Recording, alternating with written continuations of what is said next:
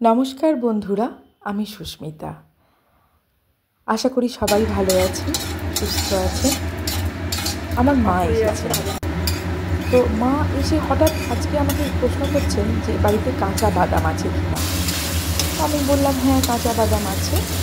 হঠাৎ করে একটু ওপরে একটু সরষের তেল দিয়ে কাঁচা বাদামগুলো ভেজে থেঁতো করে নিল। আর একটা দেখলেন শুকনো মশলা করলো, সেটা হচ্ছে জিরে, সামান্য ধনে, শুকনো লঙ্কা, একটু গোটা গরম মশলা আর সামান্য একটুখানি মেথি, এই দিয়ে কুড়িয়ে ভালো করে শুকনো খোলায় গরম করে কুড়িয়ে রেখে দিলাম। আমাকে একটু সাহায্য করছিলাম। আর সকালে বেঁচে যাওয়া একটু আলু চচ্চড়ি ছিল। তো যাই হোক, মা সেটাকেই একটু ওই কড়াইতে ফোড়ন দিয়ে আর একটু টেস্টি করে নেওয়ার জন্য এই ভাজা মশলা, বাদাম, একটু নুন, একটু সামান্য চিনির দানা, একটু ঝাল, এই সহযোগে একটু শুকনো করে পুর করে নিল।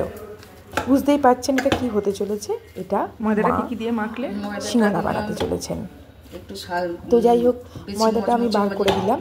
মায়ের আন্দাজ মতো তেল, চিনি, নুন, সামান্য কালো জিরে আর একটু খাবার সোডা আর অবশ্যই গরম জল দিয়ে ময়দাটাকে ঘেঁষে মেখে নিলেন। তো মায়ের হাতে সিঙ্গারা আমরা ছোটোবেলাতেও খেয়েছি, তারপর বড় হয়েও অনেকবার খেয়েছি সিঙ্গারা এবং চপ বানাতে। আমার মা বেশ এক্সপার্ট, মানে যে কোনো রান্নাতেই আমার মা খুব এক্সপার্ট। মায়ের কাছ থেকে অনেক টিপস অ্যান্ড ট্রিক্স আমি শিখেছি রান্নার। এছাড়া তো আরও আপনাদের সঙ্গে শেয়ারও করেছি আমার শাশুড়ি মায়ের শেখানো কিছু টিপস অ্যান্ড ট্রিক্স, শ্বশুর মশাইয়ের, ঠাকুমার, দিদার, আমার জেঠিমার, আমার মাইমার, মাসির, সবাইকার টিপস অ্যান্ড ট্রিক্সই আমি শেয়ার করেছি আপনাদের সাথে। যাই হোক, ময়দাটা মেখে নেওয়ার পর এরমভাবে বেলে নিতে হয়। আপনারা তো অনেকেই এটা সিঙ্গারা বাড়িতে বানিয়ে থাকেন, তো জানেনই সেটা কীভাবে বানাতে হয়। তারপর দুয়াতখানা করে নিয়ে আর একটু চারপাশে জলের লেয়ার দিয়ে আর কি, মানে জল বুলিয়ে নিয়ে তারপর পুর ভরে ভরে ওর মধ্যে প্রথমে একটা ফোল্ড করে নিতে হয়, যেটা আর কি পানের খিলির মতো অনেকটা হয়। তারপর জল দিয়ে আর কি একটুখানি জল হাত বুলিয়ে নিয়ে তারপর এই পুরটা দিয়ে তারপরে এই যে ফোল্ডের কায়দাটা, এটাই একটা অদ্ভুত একটা টেকনোলজি আর কি। মানে সিঙ্গারাটা বেশ সুন্দর দেখতে লাগবে এবং দাঁড়িয়ে থাকবে, বেশ কোনো অসুবিধে, মানে দেখতেও ভালো হবে আর সেটা বেশ মানে খেতে তো অবশ্যই ভালো হবেই। তো যাই হোক, আমার মা কি সুন্দরভাবে প্রত্যেকটা সিঙ্গারাকে এরকমভাবে যত্ন সহকারে বানাচ্ছেন। আমি তো দেখে একটু অবাকই হচ্ছি, কারণ আমি সিঙ্গারার এই ভাঁজটা কিছুতেই আমি মানে তৈরি করে উঠতে পারিনি, আজ অবধি শিখতে পারিনি আর কি। তো যাই হোক, মা করছেন, আমি খুব মন দিয়ে দেখছিলাম এটাই। তো খুব সুন্দরভাবে সিঙ্গারার প্রত্যেকটা ভাঁজ হচ্ছে এবং দেখেই বোঝা যাচ্ছে সিঙ্গারাটা একদম পারফেক্ট বানানো হচ্ছে। আমি যেমন আমার দিদা, ঠাকুমা বা বাড়ির প্রত্যেকের কাছ থেকে খুব যত্ন পেয়েছি, মানে আমি আমার ভাই বোনেরা আর কি সবাই মিলে খুব যত্ন পেয়েছি। আমার ছেলেমেয়েরাও কিন্তু তার দিদাদের কাছ থেকে খুব যত্ন পায়, আদর পায় এবং ওদের মনের মতো পছন্দের খাবারও ওরা অর্ডার করলেই বা একটু আবদার করলেই পেয়ে যায়।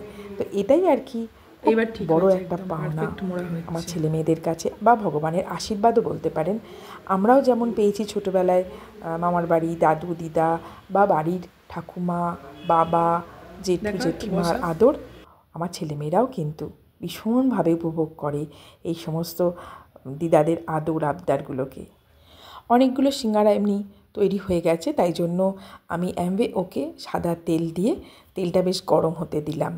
তেলটা বেশ গরম হয়ে যাওয়ার পর মিডিয়াম হিটে দিয়ে দিলাম। তারপর আস্তে আস্তে সিঙ্গারাগুলো ছাড়তে শুরু করলাম। কয়েকটা আমি ছাড়ছিলাম কারণ এক হাতে আমার ক্যামেরাটা ধরা ছিল বলে আমার মেয়ে এসে হেল্প করে দিল।